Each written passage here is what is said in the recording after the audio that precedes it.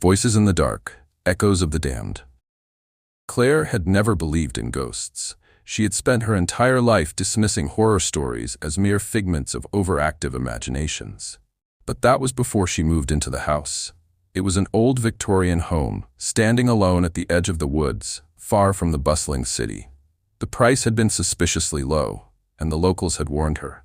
They whispered about strange occurrences, about how no one ever stayed for long. But Claire had ignored them. Now, on her first night inside, she was starting to understand why. As she unpacked, an eerie silence settled over the house, not the peaceful kind, the kind that felt unnatural, as if the world was holding its breath. By the time night fell, that silence had become oppressive. She curled into bed, her blankets pulled tight around her. The wind outside howled through the trees, making the old windows rattle. The wooden floors creaked, expanding in the cold. Then, just as she started to drift off, she heard it. A whisper. Faint, almost non-existent, but undeniably inside the room. Claire. Her breath caught in her throat. She shot up, heart pounding, scanning the pitch-black darkness of her bedroom. Nothing moved, but she could feel something watching her. The air was too heavy, pressing down on her like an invisible weight. Her fingers trembled as she reached for the bedside lamp. Light flooded the room, chasing away the shadows. Everything looked normal, but the feeling didn't go away. Claire reached for her phone, opening the recording app. She pressed record, holding her breath as she captured the silence. She didn't know why she did it. A part of her, deep down, needed proof that she wasn't imagining things. The next morning she listened back. At first, there was nothing but static. Then, a voice. "Help us." Claire's blood turned to ice. She had been alone last night, hadn't she? Claire had given up on sleep. For the past 3 nights, the whispers had grown louder. They no longer faded in and out. They filled the room, circling her like unseen predators, breathing in her ear.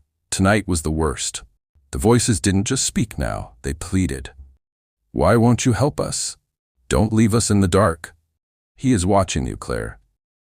The mention of her name made her entire body go rigid. She sat up, clutching the blanket to her chest, her breath coming in shallow gasps. The closet door was open again, wider this time. Hadn't she closed it? The air in the room felt different, thicker, heavier. The light from her bedside lamp didn't reach the corners anymore. The darkness was alive, shifting, waiting. She forced herself to move, to close the door, but the moment she reached for the handle, the whispers stopped. The silence was worse. She held her breath, listened. Then, from behind the door, a slow, scraping sound, like nails dragging down wood. Her stomach clenched. She took a step back. The whisper came from inside the closet now. "Don't turn around." Claire's entire body froze. The whisper was right behind her ear. Her own reflection in the mirror smiled at her. And she hadn't moved at all. She screamed, grabbed her phone, and ran from the room, but the laughter followed her. Claire refused to sleep after that night. She stayed in the living room, keeping every light on. She called her friend Julia, trying to explain, but the words sounded crazy even to her. Still, Julia agreed to stay over. That night, Claire finally felt safe. She and Julia sat in the living room watching TV, pretending nothing was wrong. Then, at 3:07 a.m., the TV cut to static. The lights flickered. And somewhere upstairs, a door creaked open. Julia shot Claire a look. "Tell me that was the wind." Claire's mouth was dry. I don't know." A heavy thud sounded from above. Footsteps. Slow, deliberate. Julia grabbed her phone. "I'm calling the cops," she dialed, but the call cut out before it even connected. Then, from upstairs, "Claire?" Claire's blood turned to ice. It was her own voice, calling from her bedroom. Then, in perfect unison, the whispers flooded the room. "He sees you." The lights exploded and everything went black. Claire's breath came in shallow gasps. The basement door loomed open before her, the darks inside thick and unmoving, as though it had weight. Her trembling fingers clutched her phone, its weak beam of light barely penetrating the void below. The bloody footprints leading downward looked fresh, as if Julia had just been dragged down there. A sound rose from the depths, breathing, not the gentle kind, ragged, wet, hungry. Claire's stomach twisted. "Julia?" Her own whisper vanished into the darkness. Silence. Then a faint scratching, slow, deliberate, coming closer. Claire's legs felt numb, but something deep inside her forced her forward. Step by step, she descended into the cold abyss. The air grew heavier, pressing against her chest, making it harder to breathe. The faint beam of her flashlight quivered, revealing long-forgotten furniture, dust-coated shelves, and something huddled in the corner. Claire's heart slammed against her ribs. The figure twitched. It was Julia. At least, it looked like Julia. She was crouched in the farthest corner, her back to Claire, her head tilted unnaturally low, hair covering her face. Julia? Claire took a hesitant step forward. Julia didn't move. Claire's foot bumped something. A photograph. She looked down. It was a black and white picture of herself. Her face was scratched out, just like all the others. The date beneath it was tomorrow. Cold terror gripped her throat. A low, inhuman giggle came from the corner. Julia's head snapped upward, but her face... It wasn't Julia anymore. Her mouth was stitched shut, her eyes black pits, her skin stretched too tight over her bones. Then, in a voice that wasn't her own, "He's behind you." Claire spun around just as the lights went out. A cold breath touched her neck, and the whispers screamed. Claire's scream died in her throat as she felt it. Something moved in the dark. Not just one thing, many. She heard scraping, nails against wood, against the concrete floor, against the ceiling above. Her phone light flickered.